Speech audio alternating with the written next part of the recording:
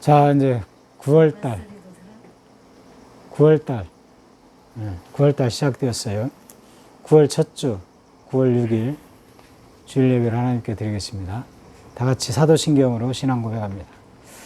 전능하사 천지를 만드신 하나님 아버지를 내가 믿사오며 그 외아들 우리 주 예수 그리스도를 믿사오니 이는 성령으로 잉태하사 동정녀 마리아에게 나시고 본디오 빌라도에게 고난을 받으사 십자가에 못 박혀 죽으시고 장사한 지 사흘 만에 죽은 자 가운데서 다시 살아나시며 하늘에 오르사 전능하신 하나님 우편에 앉아 계시다가 저리로서 산자와 죽은 자를 심판하러 오시리라. 성령을 믿사오며 거룩한 공예와 성도가 서로 교통하는 것과 죄를 사하여 주시는 것과 몸이 다시 사는 것과 영원히 사는 것을 믿사옵나이다. 아멘. 찬송 521장 부릅니다.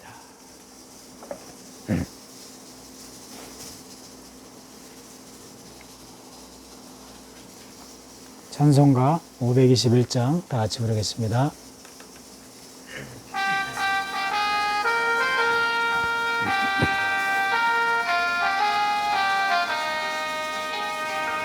구원으로 인도하는 그 좁은 문 뚫으며 생명으로 인도하는 그 길은 참 험하니 우리 몸을 지워있는 그 더러운 죄짐을 하나없이 벗어놓고 힘써서 들어갑시다. 구원으로 인도하는 그 좁은 문 들어가 영생으로 인도하는 그 생명길 갑시다. 이 세상에 많은 사람 큰 문으로 들어가 넓은 길로 갈지라도 멸망으로 끝나니 저 양헛된 부귀영화 모두 내어버리고 주의 말씀 순종하여 그 생명길로 갑시다. 구원으로 인도하는 그 좁은 문 들어가 영생으로 인도하는 그 생명길 갑시다. 구원의 문 열렸으니 주의 공로 힘입어 주저 말고 들어가서 생명길로 갑시다. 구원의 문 닫힌 후에 들어가고 싶으나 한 번 닫힌 구원의 문 또 열려지지 않으리. 구원으로 인도하는 그 좁은 문 들어가 영생으로 인도하는 그 생명길 갑시다. 아멘. 오늘은 하나님의 말씀 창세기 7장입니다.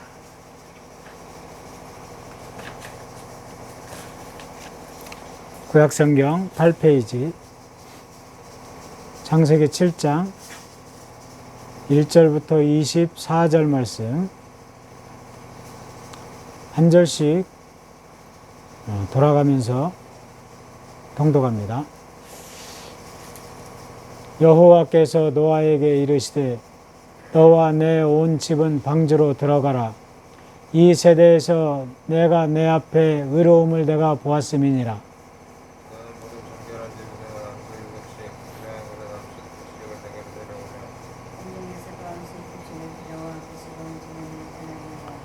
지금부터 7일이면 내가 40주야를 땅에 비를 내려 내가 지은 모든 생물을 지면에서 쓸어버리리라. 노아가 여호와께서 자기에게 명하신 대로 다 진행하였더라. 홍수가 땅에 있을 때에 노아가 육백세라. 노아는 아들들과 아내와 며느리들과 함께 홍수를 피하여 방주에 들어갔고 정결한 짐승과 부정한 짐승과 땅에 기는 모든 것은 하나님이 그에게 명하신 대로 안식하신 노아에게 나와 홍수가 들어갔습니다. 7일 후에 홍수가 땅에 덮이니 노아가 100세 되는 해 둘째 달 이른 날이라. 그날은 큰 기쁨에 하늘이 터지며 하늘의 장막들이 열렸다. 40주야를 비가 땅에 쏟아졌더라.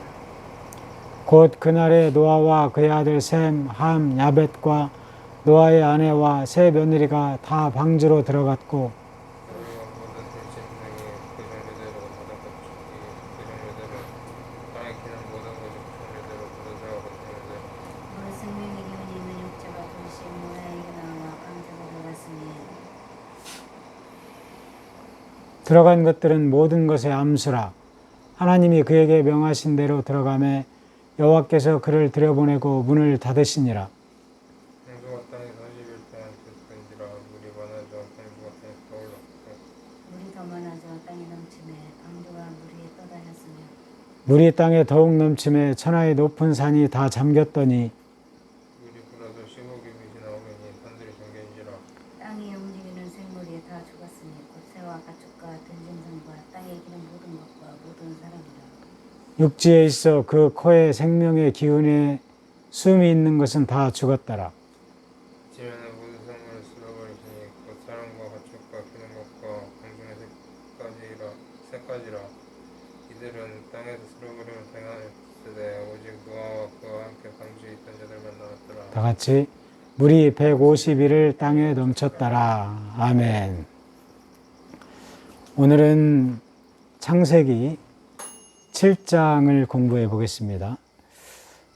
우리가 창세기 1장부터 6장을 통해서 하나님이 천지를 창조하시고 마지막 날에 사람을 만드시고 심히 좋아하셨던 그 하나님의 마음, 그리고 3장에 가서 하나님이 만드신 그 사람이 뱀의 유혹에 넘어가서 그 아름다운 에덴 동산에서 쫓겨나는 사건, 그리고 4장에서는 어떤 것? 가인이 아벨을 죽이는 그 살인 사건을 통해서 또 하나님의 마음이 아파하시는 그 마음을 우리가 볼 수 있었고, 하나님이 이제 6장에서는 그런 사람의 모든 생각하고 행하는 것들의 악함을 보시고 하나님이 사람을 지으셨음을 한탄하시고 세상을 물로 심판하시는 그 말씀이 6장까지 기록되어져 있으며, 그러면서도 하나님은 노아와 그의 가족을 통해서 세상을 그들을 구원하시기를 원하시는 하나님의 그 마음이, 사랑이 있는 것을 볼 수 있습니다. 오늘 7장은 실질적으로 홍수가 어떻게 일어났는지를 보여주고 있는 말씀입니다.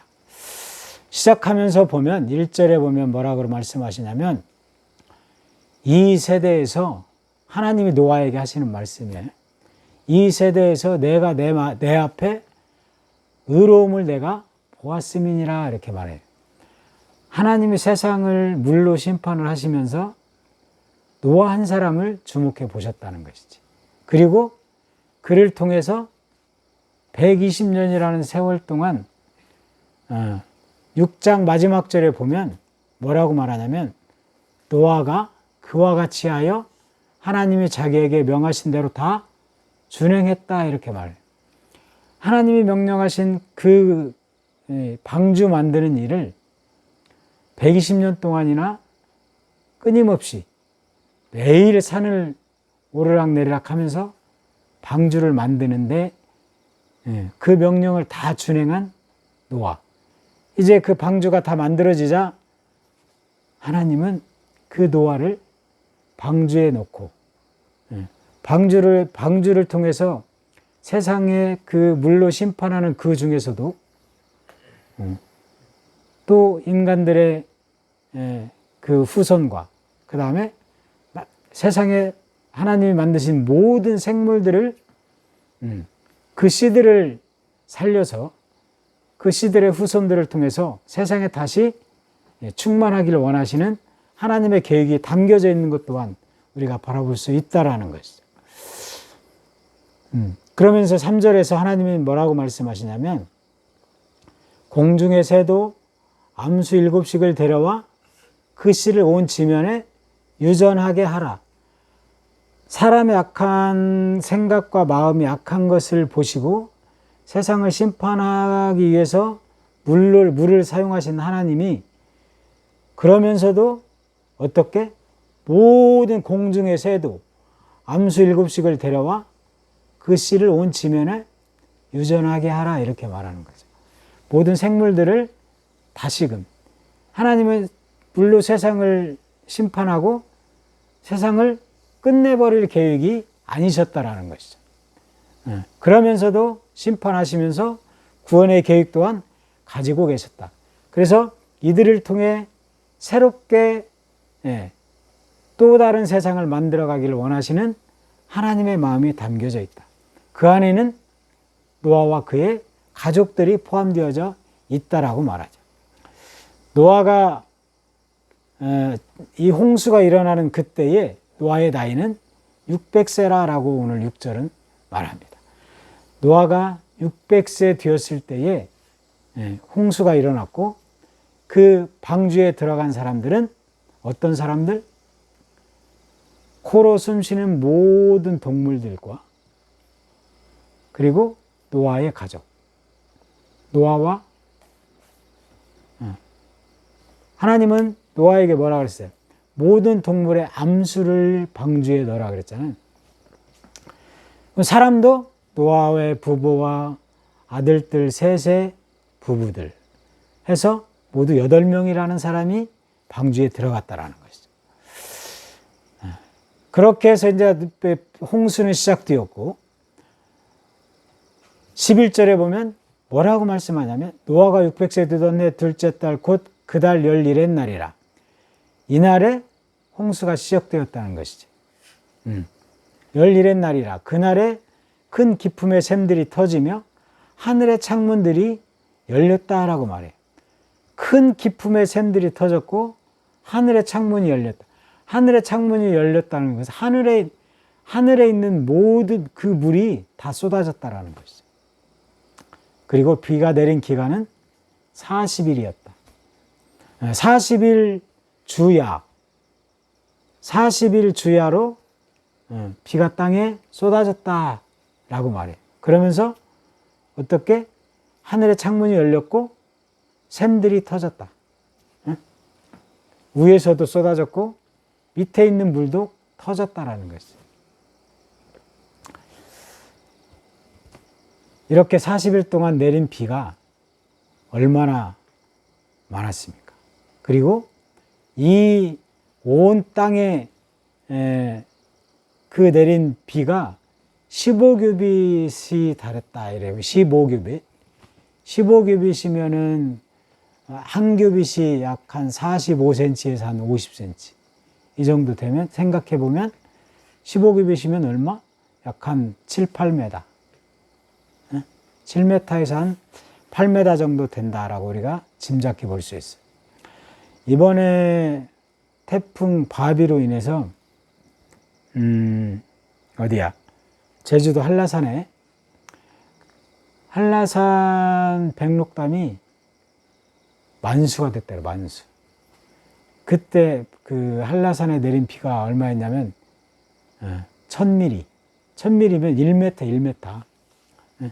1m의 비가 1m만 비가 이렇게 내려도 온 제주도가 다 물난리가 나버렸는데 생각해 보면 약 한 7m에서 8m가 물이 비가 내렸다면 이 지상에 남아있을 것들은 아무것도 없을 거예요. 이처럼 그렇게 40일을 비가 내리게 하신 그 하나님이 세상에 있는 코로 숨쉬는 모든 것을 쓸어버리셨다라고 이렇게 말씀을 해요. 그리고 하나님이 노아에게 너와 너의 가족과 그리고 코로 숨쉬는 모든 동물들을 방주에 들어가라 라고 말씀하시죠. 그리고 방주에 들어가자 하나님이 방주의 문을 닫으셨어요. 사람이 임으로 방주의 문을 닫을 수 있는 것이 아니라 하나님이 닫으셨다라는 것이죠. 16절 한번 볼까요? 16절에 15절부터 볼게요. 무릇 생명의 기운이 있는 육체가 둘씩 노아에게 나와 방주로 들어갔으니 들어간 것들은 모든 것의 암수라. 하나님이 그에게 명하신 대로 들어가매 여호와께서 그를 들여보내고 문을 닫으시니라. 이래. 방주의 문을 닫으신 건 밖에서 하나님이 방주의 문을 닫으셨다라는 것이죠. 이 하나님이 닫으신 문은 누가 열겠어요? 하나님이 아니면 열을 수가 없다라는 것이죠. 우리가 상상을 한번 해보자고. 이 바비라는 태풍 그리고 지금까지 우리나라에 많은 태풍들이 와서 피해를 줬지. 근데 이 조그만한 바람과 비바람에도 많은 수재민들이 생기고 집들이 무너지고 강둑이 터지고 이런 그 조그만다라고 표현하면은 좀 어폐가 있지만 이런 사건들을 통해서도 많은 사람들이 어려움을 당하고 있죠. 근데 우리가 이 노아의 방주의 사건을 상상을 해보면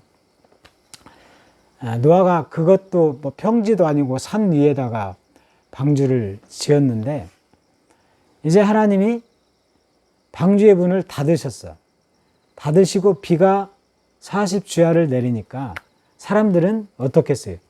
계속해서 비가 없는 쪽으로 올라갔겠지.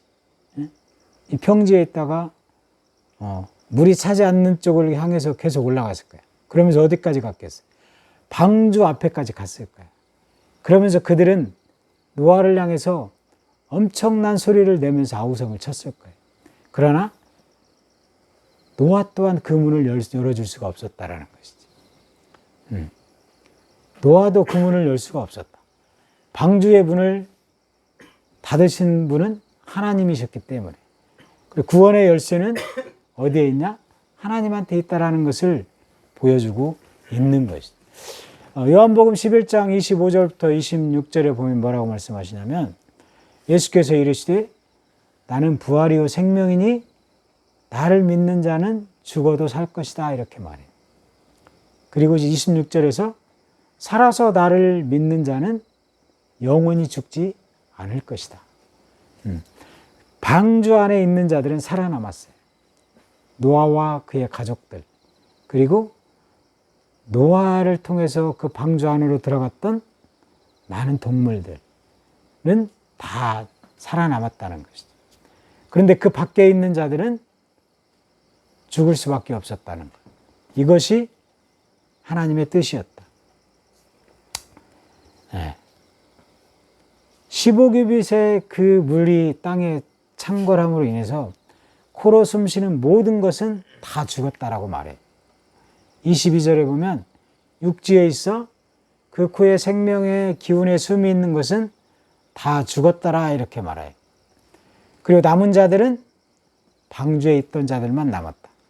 23절에 지면의 모든 생물을 쓸어버리시니 곧 사람과 가축과 기는 것과 공중의 새까지라. 이들은 땅에서 쓸어버림을 당하였으되 오직 노아와 그와 함께 방주에 있던 자들만 남았더라 이렇게 말해. 방주에 있는 자들만 남았다. 하나님 안에 있는 자들만 남았다. 하나님의 명령에 하나님의 뜻에 따르는 자들만 남았더라 라고 이렇게 우리가 볼 수 있는 것이죠. 아브라함의 아들 이삭이 아브라함 때도 그러한 큰 가뭄이 일어났었어요. 근데 아브라함은 어디까지 내려갔어요? 애굽까지 내려갔어요. 그래서 애굽에 가서 애굽의 왕한테 자신의 아내마저 빼앗기는 사건들이 벌어지는 것이죠.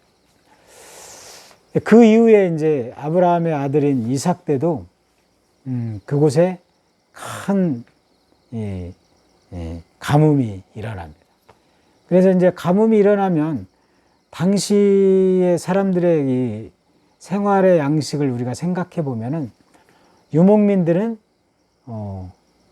푸른 풀이 있는 데를 향해서 옮겨 다니면서 양들을 치는 거지. 그래서 이제 이삭도 점차 그 가뭄을 피해서 양들에게 풀을 먹이기 위해서 내려갔을 거예요. 내려가면서 어디까지 가려고? 애굽에는 가뭄이 없다라는 소식을 듣고 애굽으로까지 내려가려고 하는 것이지. 그러자 하나님이 창세기 26장에 보면 이삭에게 말씀하시죠. 너는 애굽으로 내려가지 말고 그곳에 그냥 머물러라. 하나님이 이삭에게 이렇게 말할 때에는 어떻게? 내가 너를 책임지겠다라는 것이죠. 그리고 이삭은 그 하나님의 말씀대로 그는 그곳에 머물러. 그가 머무른 지역이 어디? 그랄 지역이었지. 그랄 지역. 그러나 이삭이 그랄에 머무른다고 해서 그곳에 가뭄이 없어졌냐? 그건 아니에요. 똑같은 그랄 지역 사람이나 이삭이나 가뭄을 겪는 것은 똑같다라는 거예요. 그런데 이삭은 하나님의 복을 받은 자로서 그가 하나님의 명령에 순종함으로 똑같은 가뭄이었지만 그 똑같은 상황과 똑같은 조건 하에서 이삭은 그의 농사를 져서 100배의 수확을 얻었다라고 성경은 말해요. 그러니까 우리의 시선이 어디에 있냐? 우리의 마음과 우리의 마음의 중심이 어디에 있냐에 딸린 것이라는 것이죠. 세상의 상황은 모두가 똑같이 당한다는 것이죠. 요즘 코로나로 인해서 모든 사람이 우리나라를 예를 들면 우리나라의 모든 사람들이 똑같은 조건 하에서 똑같은 경험을 하고 있는 거예요. 그럼에도 불구하고 우리가 무엇을 바라보냐에 따라서 이것을 어떻게 지혜롭게 해결해 갈 것인가는 또 다른 문제라고 우리는 생각해 볼 수 있습니다. 그래서 23절에 말하듯이 방주에 있던 자들만 남았더라 라고 말해요. 그러므로 우리가 하나님 말씀 안에 있는 자들은 어떠한 세상의 어려움과 힘듦과 환난과 고난이 있을지라도 그것을 무엇으로? 하나님의 말씀으로 이겨나간다는 것이죠. 이 홍수의 사건을 보면서 우리가 어디에 있어야 하는지를 보여주는 사건이다라고 볼 수 있어요. 이거는 우리 육체가 어디에 있냐 이것도 이야기가 될 수 있겠지만 더 나아가서는 우리의 생각과 우리의 마음 또 깊이 가면 우리의 영혼이 어디를 향해 있냐? 세상을 향해 있냐? 하나님을 향해 있냐? 물질을 향해 있냐? 하나님을 향해 있냐? 이러한 것들을 생각해 볼 수 있겠다라는 것이죠. 그래서 예수님께서는 요한복음 15장에서 너희는 내 안에 있어야 된다라고 이렇게 말해요. 그러면서 포도나무의 비유를 가르쳐 줍니다. 내 안에 거하라. 나도 너희 안에 거하리라. 포도나무 가지가 줄기에 붙어 있어야 뿌리를 통해서 수분을 공급받고 그러므로 좋은 열매를 맺을 수 있는 것이지. 내 안에 거하라. 나도 너희 안에 거하리라. 가지가 포도나무에 붙어 있지 아니하면 스스로 열매를 맺을 수 없음 같이 너희도 내 안에 있지 아니하면 그리하리라 이렇게 말씀해요. 줄기도 줄기만 있다고 나무가 잘 자라냐? 그건 또 아니에요. 가지가 있어야 되고 이파리가 있어야 되고 햇빛을 받아서 광합성 작용을 해야 되고 이러한 전체적인 것들이 다 이루어질 때 나무가 잘 자라는 것이지.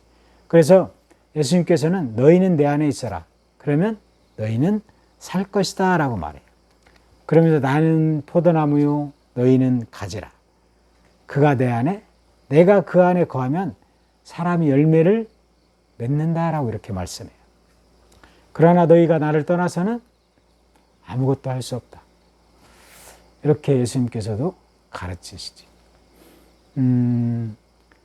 오직 우리가 어떤 예수님 안에 있을 때, 하나님 안에 있을 때 우리는 어떠한 것도 이겨낼 수 있는 그 능력과 힘을 기를 수 있다라는 것이죠.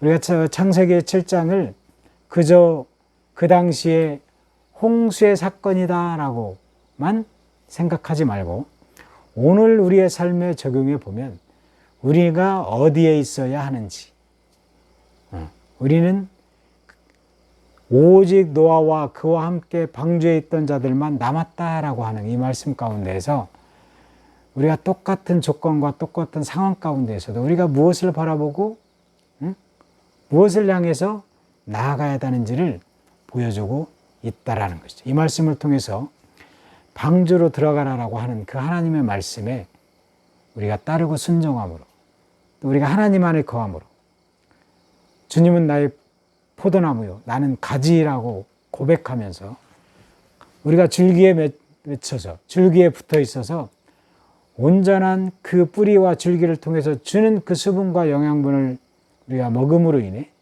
온전한 열매를 맺어가는 저와 여러분 되기를 주님의 이름으로 축복합니다. 기도하겠습니다.